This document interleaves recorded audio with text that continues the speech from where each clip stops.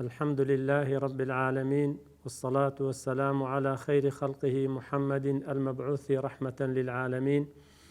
بريزان السلام عليكم ورحمة الله وبركاته. خۆم بە خۆشحاڵ دەزانم لە ئەوانەیەکی دیکە لە ڕاوەی فەرمودەکانی پێغەمبەر صلی الله عليه وسلم لە سەرپەرتووکی الأربعون النووية بە یەکتر شاد دەبینەوە. گەیشتینە فەرمودەی ژمارە 7 عن أبي رقية بوشوازية عن أبي رقية تميم بن أوس الداري رضي الله عنه أن النبي صلى الله عليه وسلم قال: الدين النصيحة. قلنا: لمن يا رسول الله صلى الله عليه وسلم؟ قال: لله ولكتابه ولرسوله ولأئمة المسلمين وعامتهم. رواه مسلم. طبعا أو فرموديا أو الصحابية تميم بن أوس الداري جرايت يوالا بيغمبر صلى الله عليه وسلم باب زين أو صحابية بريزة نبزيك لجياني بي آشنابين. طبعا هاولي بيغمبر صلى الله عليه وسلم أبي رقية ناوي تواوي خوي تميم بن أوس الداري بن خارجة الفلسطيني. طبعا أو صحابي بريزة خلشي فلسطين بوا، وكن يكشي أبي رقية بوا. طبعا بوخوي لأصل دا نصراني بوا، كان تميم الداري نصرانيا. لا صالي نوي هجري مسلمان بوا، لقل وفدك لقل قومي خوي هاتين لا پیغمبر صلى الله عليه وسلم لو كاتي كوا پیغمبر صلى الله عليه وسلم دقرا ولا غزوي تبوك لا صالي نوي هجري. طبعا بريزان اوي كوا وارد بوا هر اصحاب رضا ورحمة خواهي قوريان للسربي لا پیغمبر صلى الله عليه وسلم فرمودان جيرايتوا، بلام وحيد تاك الصحابية كوا پیغمبر صلى الله عليه وسلم لي جرابي توا أو صحابية بريزبوا تميم بن أوس الداري أويش فحدث عنه النبي صلى الله عليه وسلم على المنبر بقصة الجساسة في أمر الدجال. طبعا قصة جساسة أوي لا باسي دجال. طبعا پیغمبر صلى الله عليه وسلم بوحي بوي هاتبو، بلام أصحابي جراء ولو پیغمبر صلى الله عليه وسلم قصة كيلا صح مسلم هاتي وارد ببويكا لقل كومالي ديكا سواري كشتيك دبن ديار قدري خواي وادا بيتن، يعني الرقاء بزردة كان دسنا جزيريك إيدي لوين داري مسيح الدجال دبينن. قصة كدور دريجة لا صح مسلم وارد بوا. طبعا لو پیغمبر دجرتو صلى الله عليه وسلم أويش بوحي بوي هاتبو كوا قصة دجال سونا، يعني وحيد بو أو صحابي كوا پیغمبر صلى الله عليه وسلم يعني ليجي رايتوا أو صحابة بريزبوا لا أكوباس ما كدر باري دجال. طبعا أو صحابي بريزة لمدينة مايتوا لباشوي كوا مسلمان بو لباش شهيد كردني إمام عثمان رضا ورحمة خواهي قوري للسربي تسوى الشام. وأقر تمشى بكين مناقب زورة أو الصحابة بريزة. طبعا يكم كسبوا سراج يعني روناتشي سراي لنا مزقفت بيكرديا، وهروها يكم كسبوا كوا منبري لبو پیغمبر صلى الله عليه وسلم دروس كرديا لو كاتي كوا دتسو وتاري لسرددا. وهجد فرمودشي لپیغمبر صلى الله عليه وسلم جيرايتوا. طبعا اگر تمشاب كين إيماني أو بياوا كان تميم رضي الله عنه عابدا كسيش خواناس بو عابد بو كثير التلاوة لكتاب الله عز وجل كثير التهجد زور قرآني دخوين زور شونويجي دكرت تهجدي دكرت ودجرنوا وكان يختم القرآن كل 7 ليال همو حفت شوك قرآني تدا ختم دك يعني لحفت شو قرآني ختم دكرت و يقل شو كان طبعا بدري جاي أو شوا هل أو آياتي دوبارة ذكر دوا رضا ورحمة خواهي قوري للسربي أو آياتي لسورة الجاثية هاتي آياتي بستيك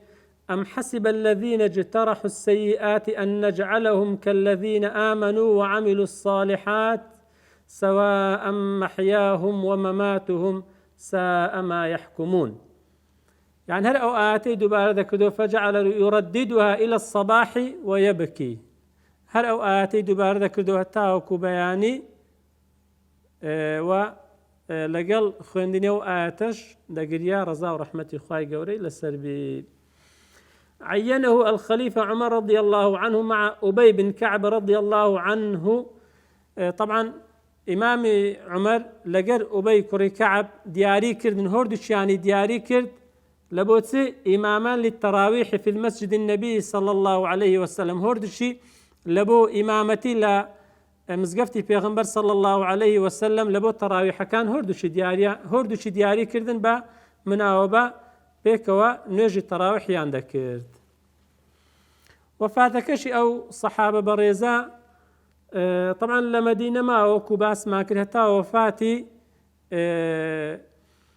خليفة عثمان بن عفان رضي الله عنه لا صالي سيوبينزي هجري كوفاتي كد لباشان تسو الشام و لوين داري لا صالي تسلي هجري أو صحابة بريزة تميم بن أوس الداري وفاتي كرد ولوين داريش هلا فلسطين نجرى طبعا درباري أن فرموديا الدين النصيحة ابن أثير رضا ورحمة خواهي قوري لسر بدا فرمي النصيحة كلمة يعبر بها عن جملة النصيحة وشيك أبو أخوي بلام تعبير لجملة دك أو جملة يشتيا هي إرادة الخير للمنصوح له يعني أتوتي كسك نصيحة بكي يعني ما بسد أوي خير بقيني بو كسي كوا نصيحتي دكي يعني بكردي نصيحة واتدل صوزي لبو أو كسي كوا أتوتي كسك نصيحة بكي يعني أتوتي خير لبو أو كسي بيني والحاصل لا جهنمي بدور كيوا وبيخي بهشت بلي كذا فرمي پیغمبر صلى الله عليه وسلم الدين النصيحة قلنا لمن يا رسول الله كفرمي صلى الله عليه وسلم قال لله سبحانه وتعالى يعني بمعنى يتسيا يعني لله سبحانه وتعالى يعني صحة الاعتقاد في وحدانيته أما خواه تبارك وتعالى يعني لپرستندا ولها بش بو پیدانه کردن بریار ندان يعني وحدانية خواه گرو پارزين ايما يعني وحدانية خواه گرو پارزين سبحانه وتعالى وهروها وإخلاص النية في عبادته وهر كردويتش كأنزام ددين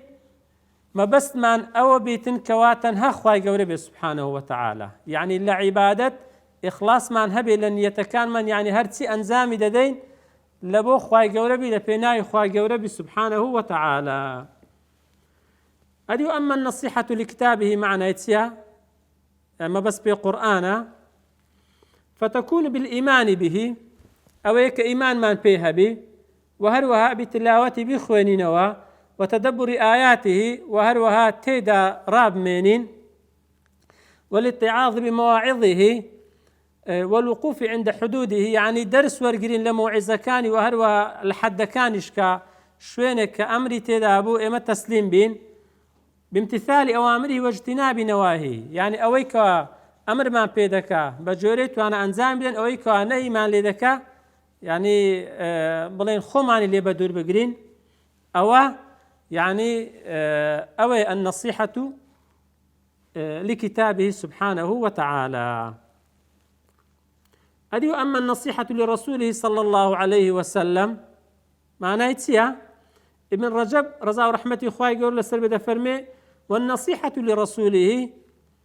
الإيمان به وبمن جاء به. إيمان من هبي ببيغمبر صلى الله عليه وسلم وهروها بويك ونارديتش خواهي قولا نارديتي لبو بيغمبر صلى الله عليه وسلم وبس بقرآن وهروها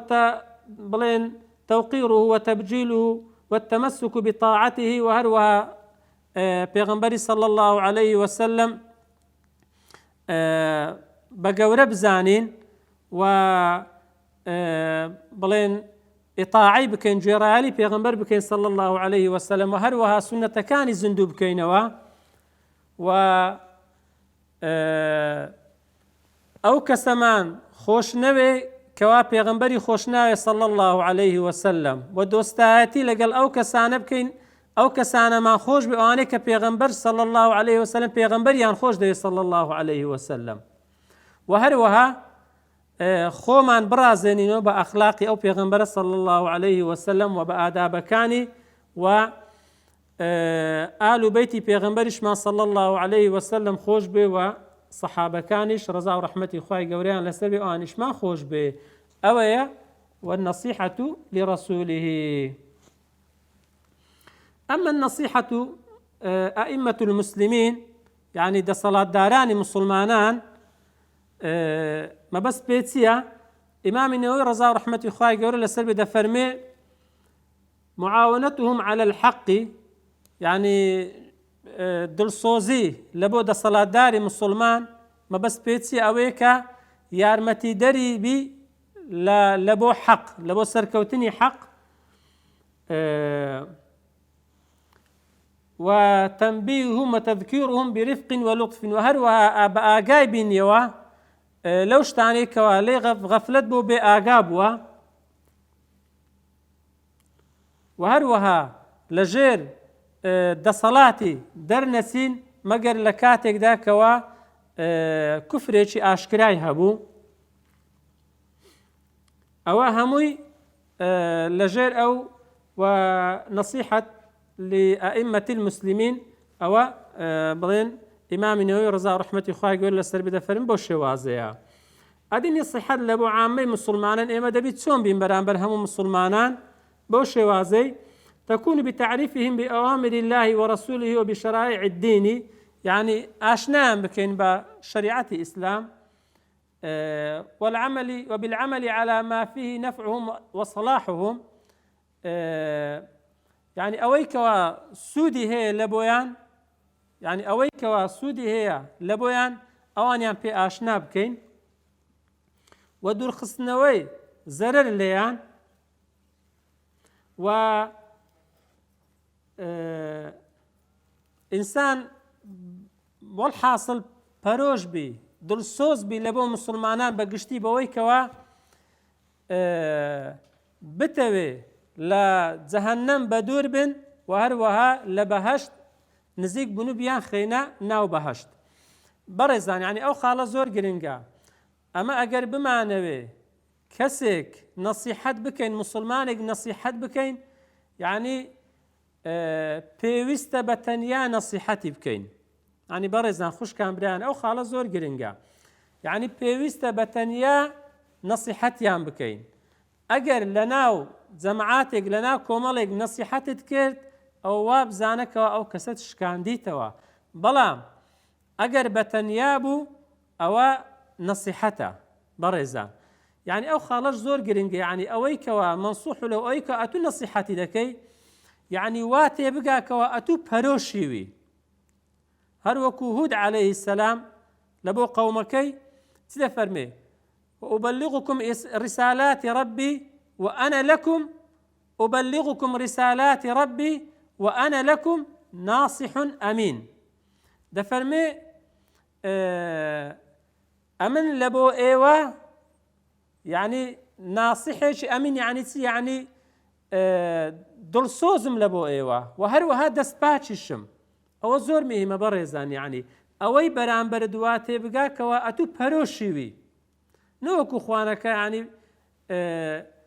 وا تێبگاکەوە ئەتومە بەستت شکاندنەوەی ئەو کەسەی نەخێر نە، یعنی بە شێوازێکی ئەوها نەسیحەتی بکەی کەوا ئەوەی بەرامبەر دوا تێبگاکەوە ئەتوو پەرۆشیوی. طبعا ئەو فەرمودەیە فوائدی زۆر زۆرە، بەڵام هەندێک لە فوائدەکان ئەوەی یەکەم الدين الإسلامي كله قائم على التناصح والنصيحة. طبعا بريتيا دين الإسلام بريتيا لا نصيحة أروكو باسكرا لله ولكتابه ولرسوله ولأئمة المسلمين وعامتهم. النصيحة كلمة جامعة لخيري الدنيا والآخرة، يعني كلمة يجير إنسان نكهر ما بستي خير قيامتي أو كسيبي بل كده بخير الدنيا أو كسشد بيتن أو رسالة هم في غمران بالسلام إخوائي قوريان للسلبي. وانحصار الدين في النصيحة هات مشابكين في غمبر صلى الله عليه وسلم درباري عرفة دفرمي الحج عرفة لبرقرنجي عرفة، وقالي كانش دفرمي الدين النصيحة، يعني أو ده قرنجي نصيحة، يعني دفرمي الدين النصيحة كأنما دين يعني كودالي لتسوار سيوي نصيحة كوكرايتو أون دا قرنجا. وأجر بيتو خوانا كردا يعني دلسوز نبين برامبر كمان، يعني أوي كبيمان بو نمان جيان وكو خوي كم ترخم بوين، يعني أول لو كاتدا إيما بربرسيادة من بويا دبي هروك بيغمبر صلى الله عليه وسلم دفرن بلغوا عني ولو آية، بەڵام بە شێوازێک بیگەێنین بەوەی کەوا بەرامبەرەکە دوا تێبگاکەوە ئەتوو دڵسۆزیوی. ئەو حەدیثی حەفتەم تەوا بە حەدیثی هەشتەم عن ابن عمر رضي الله عنهما أن رسول الله صلى الله عليه وسلم قال أمرت أن أقاتل الناس حتى يشهدوا أن لا إله إلا الله وأن محمدا رسول الله ويقيموا الصلاة ويؤتوا الزكاة، فإذا فعلوا ذلك عصموا مني دماءهم وأموالهم إلا بحق الإسلام وحسابهم على الله تعالى. پیغمبر صلى الله عليه وسلم لو فرمودي دا برزان طبعا دفرمي أمرت أن أقاتل الناس، يعني فرمان بكرة أقدار بن برزان، يعني أو قرنقا، يعني شيء فرماني كده بيغمبر صلى الله عليه وسلم خواي قورة سبحانه وتعالى أو زور قرنقا. و يعني فرمان بيكرا بتزنقم لقل الناس، يعني كام خلقانك أو استاباسي دكين بلام أويك قرنقا، يعني أو فرماني بيكرا للآن خواي قورة سبحانه وتعالى. ولو كاتش بيغمبر صلى الله عليه وسلم خاون كياني ودا صلاته قواريشي إسلامي بوا، يعني لو كاتش بيغمبر صلى الله عليه وسلم فرمويتي، يعني أو قرينجا، يعني لحالتك فرمويتي خاون قواريشي إسلامي بوا عند صلاتي هبوا. أقاتل الناس ما بستي بيتسيا ابن تيمية رضا ورحمة إخوائي قول للسلبي فرمي أو فرموديا أمرت أن أقاتل الناس حتى وكوكوتاي دفرمي مراده قتال المحاربين الذين أذن الله في قتالهم، يعني ما بستي بي يعني زنكردن لقل أواني كوا شردكا لقر مسلمانان، يعني محاربا أوش خواي قوري إذن داب ويكوا لقل يعني بزنجي، يعني دا صلاة مسلمانان لقل يان بتزنجي. لم يرد قتال المعاهدين الذين أمر الله بوفاء عهدهم، يعني ما بس بأوانية كوا أو معاهداني كوا لجرد صلاة إسلامي دانا، يعني تزنق لقر أوانا بكتير نخيرنا. وهل هذا فرمي القتال هو لمن يقاتلنا، يعني تزنق لقر أوانا ذكر أواني كوا لقل ما عند زنقن. القتال هو لمن يقاتلنا إذا أردنا إظهار دين الله، يعني ئەگەر طبعا دەسەڵاتی ئیسلامی هەبی مسلمانان بیانەوێ ئەو ئیسلامە ئەو حەقە بگەێنن بەڵام ڕێگریان لێ دەکرێت و دەشتوانن بە بربەستی کودەڵێ ئەو ڕێگریە بشێنن یعنی بەرپەس دەنەوە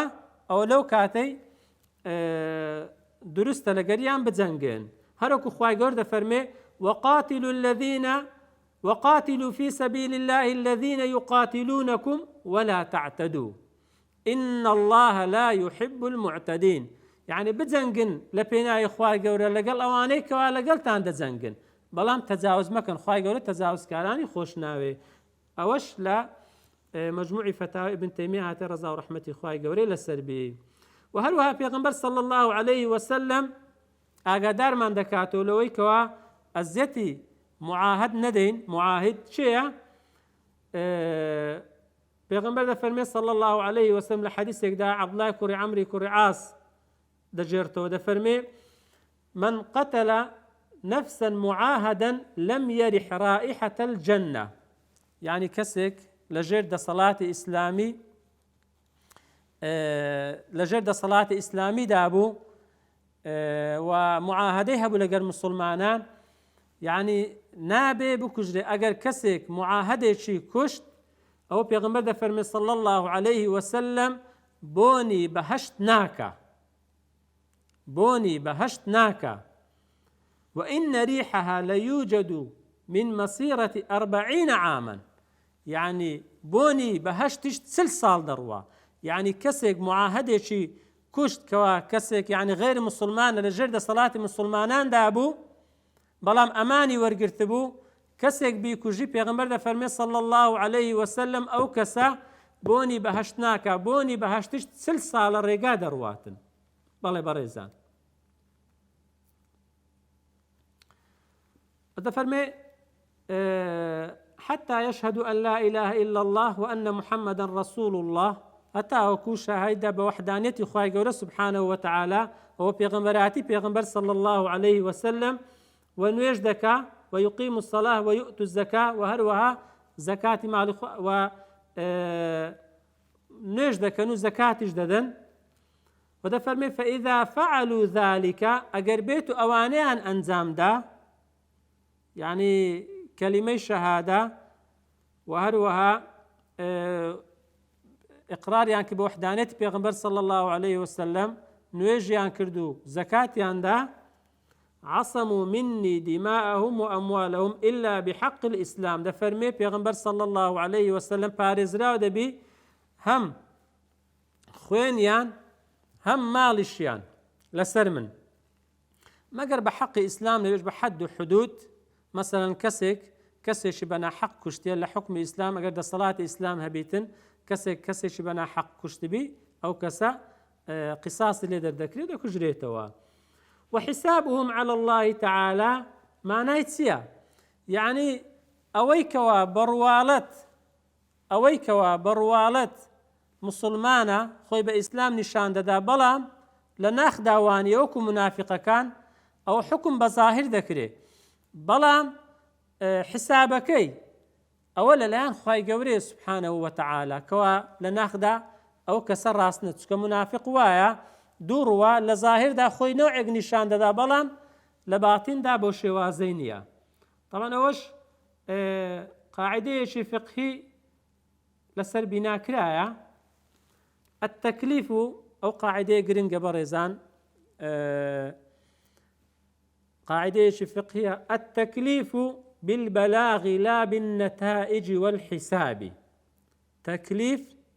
ئەوەی کە لەسەر ئێمەیە وما على الرسول إلا البلاغ المبين يعني ئەوەی لەسەر مسلمانانە ئەوەیە کەوا بیگەێنی بەڵام ئایا ئەوەی بەرامبەر سوودی پێدەگایان نا نەتیجە و حەق و حسابەکە ئەوە عایدی من نییە لەسەر ئێمە تەنها التەکلیف بالبلاغ تەنها گەیاندنەکەی بەڵام نەتیجە حسابەکەش ئەوە لەلایەنی من نییە و عایدی من نییە بەڵکو حسابەکەی ئەوە لەلایەن خوای گەورەی سبحانه وتعالى ئەو قاعدە دەڵێمەوە التەکلیف بالبلاغ لا بالنتائج والحساب حديثي نوم وحديثي كوتاي لم درسيدا. عن أبي هريرة عبد الرحمن بن صخر رضي الله عنه قال: سمعت رسول الله صلى الله عليه وسلم يقول: ما نهيتكم عنه فاجتنبوه، وما أمرتكم به فأتوا منه ما استطعتم، فإنما أهلك الذين من قبلكم كثرة مسائلهم واختلافهم على أنبيائهم. المدية أبي هريرة رضا ورحمة خواي قولي للسلبي جرايتي. وأبي هريرة شيء طبعا يجلس الصحابة برزكاني بيغنبر صلى الله عليه وسلم نايخوي عبد الرحمن بن صخر بوا لصالي بستويتشي بيش هجري لدايق بوا بستويتشي بيش هجري ولا صالي بنزاونوي هجري كوتي دواي كرديا. وات أبي هريرة رضا ورحمة خواي قولي للسلبي 8 صال جيايا 8 صال جيايا. طبعا لجاهلية دانا يخوي عبد الشمس بوا عندك دلين پیغمبر صلى الله عليه وسلم ناوكي قوري لبو عبد الرحمن كين مسلمان بوا أو الصحابة بريزة، وأسلم في السنة 7 للهجرة للصالح حفتي هجري مسلمان بوا أو الصحابة بريزة. لو كاتيك وهات مديني پیغمبر صلى الله عليه وسلم لا غزوي خيبر بو. وقد لازم النبي صلى الله عليه وسلم ملازمة شديدة. طبعا زور ملازمة پیغمبري كردي صلى الله عليه وسلم ولا قلب وزور لفرمودة كان شيء لبر كرديا. طبعا فهو أكثر الصحابة رواية للحديث عن النبي صلى الله عليه وسلم. يشك لواني بلكو زور ترين فرمودا كوا جرد رابطه لبيغمبر صلى الله عليه وسلم للصحابة كان لان أبي هريرة بوا رضا ورحمة الله قولي للسربي لبرتي بيدا قلت أبي هريرة واش قرين قبر زام بزانين بخي هريرة معناه خوي الهرة الصغيرة يعني بشيليشي قتسكا لبروي بشيليشي قتسكا هبو هروكو يقل الصحابة كان درجرتو رضا رحمة الله قولي للسربي فرمي با أبي هريرة قلت لبرتي أو كنيت لندرا قال: كنت أرعى غنم أهلي أمن مرمالاتي كسكاني خوم يعني دلورانت شو أنا تملي بذكردن وكانت لي هرة صغيرة بشليكي قد كم هبو فرخ بشليك فكنت أضعها بالليل في شجرة وإذا كان النهار ذهبت بها معي فلعبت بها فكنوني أبا هريرة. لشوي لسردارك مدادنا بروجيش جمانم لقالي ذكر تري هلا برأوي كن يكي عنا ونبا أبا هريرة. طبعا زور حريص ولا سر ورقرتني زانياري بتابتي وفرمدكاني بيغمبر صلى الله عليه وسلم أبي كوريكا عبد جرتور رضا رحمة الله يقول لسر فرمي أن أبا هريرة كان جريئا على أن يسأل رسول الله صلى الله عليه وسلم عن أشياء لا نسأله عنها. يعني زود زريء بلسرويك لبيغمبري صلى الله عليه وسلم دجرا وشتانك وأمل ما ندجراوا. طبعا برزان أبو هريرة 5374 فرمودي لبيغمبر صلى الله عليه وسلم جرايتوا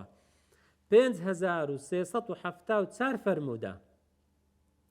وزياتر لها 800 صحابي وتابعي رضا ورحمة الله قوريان لسربي لا أبا هريرة أو فرمودانيان جيرايتوا زياتر لها 800 صحابي وتابعي رضا ورحمة الله قورا لا هميان بي. طبعا سبب ورود أو فرمودي ما نهيتكم عنه فاجتنبوه تاكو تايكي سبب ورود أو فرمودي يعني هوكاري وارد بوني أو فرمودي بيغمبر صلى الله عليه وسلم برسي فرمويتي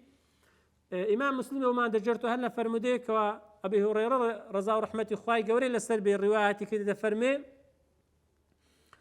خطبنا رسول الله صلى الله عليه وسلم بيغمبر صلى الله عليه وسلم خطبي لبوداين فرموي: أيها الناس قد فرض عليكم الحج فحجوا. يعني أي خلشنا حزل سر إيه وفرز كلا وش حتى مالي خوايب كان. فقال رجل: أكل عام يا رسول الله؟ الصحابي قلت همو صالق أي بيغمبر صلى الله عليه وسلم ما حدز بكين، فسكت حتى قالها ثلاثة. بيغمبر صلى الله عليه وسلم بيدنگ بو حتى أكو الصحابة سيزار واي دوباره كردوا أكل عام يا رسول الله. فقال رسول الله صلى الله عليه وسلم فرمي بيغمبر صلى الله عليه وسلم لو قلت نعم لوجبت ولما استطعتم، أجر قلت بان بلي أو لسرتان واجب دبو نشتان دتواني. تمشاي بريزان أزا فرمي قال ذروني ما تركتكم، يعني واز لو اشتبين كوامن باس النكرديا، فإنما هلك من كان قبلكم بكثرة سؤالهم واختلافهم على أنبيائهم. يعني أواني بيش إيو بهلاك تندبر زور برسيار كردن وهروها ناكوچو ناتبايشان لقر بيغمبر كان يان سلام إخوائي قول لسر بيغمبر كان بي فإذا أمرتكم بشيء فأتوا منه ما استطعتم، أجر أمر بيكردن بشتك أو بجوريت وأنا أنزامي بدن، وإذا نهيتكم عن شيء فدعوه، أجر نيشم كرد لشتكي إيوش ميكن. طبعا ما نهيتكم عنه أويك يعني شرحي وحديثي أويك نهم لي كردين بيغمبر صلى الله عليه وسلم فرم لي منع كردين فاجتنبوه، يعني خوتان لي بدرب كونوا خوتان لي بدرب كونوا. وما أمرتكم به أويك علم دعوا كردينا فأتوا منه ما استطعتم، بجوريت وأنا أنزامي بدن. فإنما أهلك الذين من قبلكم، براستي أواني بيش إيوه بهلاك سون لأمتاني بيش إيوه لبرتي كثرة مسائلهم، بس آقادار بن زور برسياكن برسياري نابجي، يعني أو برسياراني كوا شياوي برسيار كردنين، يعني آقاداري أو شتبن برسياري مذموم، كثرة مسائلهم أي المذمومة أو قرنق بريزان. يعني برسياري واهي يعني قد جوابكش بزاني ونزاني لو وضعكي ناقوري مثلا، يعني استأو برسيار ذكري أري حاشاكم يعني أوصقي أصحابي كهف ناوي تسيبو، يعني لو وضعكي ناقوري أقر بزاني ونيزاني. وهروها واختلافهم على أنبيائهم، يعني ناكوشي لقر درس كدن لقر بيغمبران سلامي خواهي قوريان لسر بيكوا سرد شيش لبو كفر بدعو تفريق. طبعا أوش دو قاعدة فقهي زور قرينك لا سر لجير روشناي أم بشيء فرموديا وإذا أمرتكم به فأتوا منه ما استطعتم. كذا فرمي بيغمبر صلى الله عليه وسلم وإذا أمرتكم به فأتوا منه ما استطعتم. دو قاعدة زور قرينك أو قاعدة أنا بريزانا قر بكري لبريكا أو زور مهمة. قاعدة كم دفرمي الميسور لا يسقط بالمعصور، الميسور لا يسقط بالمعصور. قاعدة فقهي زور قرينجا. مثلا كسك ناتواني بپیو نوێژ بکە، ناتوانی بە پێوە نوێژ بکە، یعنی مانای وانی ئەو کەسە هەر نوێژ نەکە، نەخێر کە بە پێوە ناتوانی نوێژ بکەی بەڵام بە دانیشتن دەتوانی نوێژ بکەی نوێژەکەی هەر بکە. یعنی ئەگەر بەشێکیش ئەگەر چی لە نوێژی واجب وەستان بە پێوە ڕوکنێکە لە ڕوکنەکانی نوێژ، بەڵام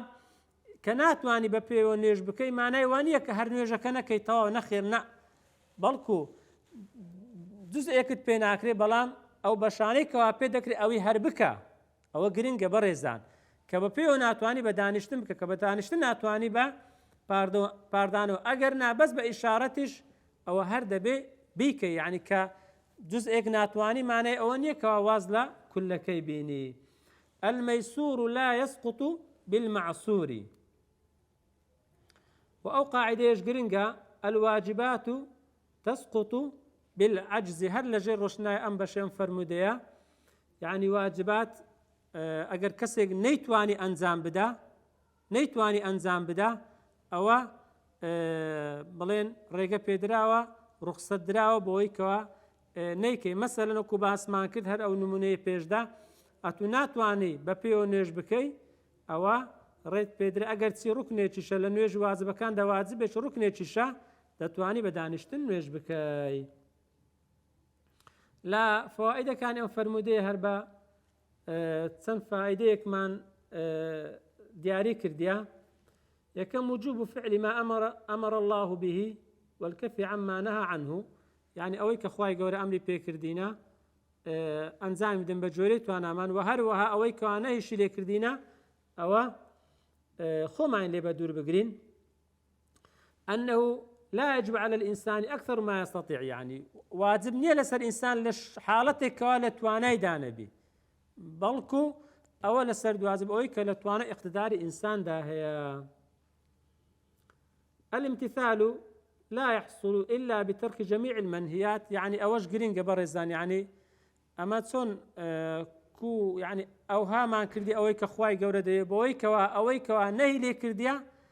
أويك نيكين وهروا أمريك بكردينا بجوريت وأنا أنزامي بدين. أن من عجز عن بعض المأمور كفاه أن يأتي بما قدر عليه، يعني أجر كسك يعني بكو باس ما كرت نتواني لبيو نيش بكاتن كافية بوي كوالا دانشتن نيش بكاتن. وشتيش ديكش فائدة ديكش لن فرمودي ورد جري أويش كأويا النهي عن الأسئلة التي لا نفع فيها، يعني إنسان خوب دور بقري لو برسياراني كوا سودي لبويانيا أو زور مهمة برزان، إنسان خوب دور بقري لو سؤالاني كوا سودي لبويانيا. وصلى الله وسلم وبارك على سيدنا محمد وعلى آله وصحبه وسلم.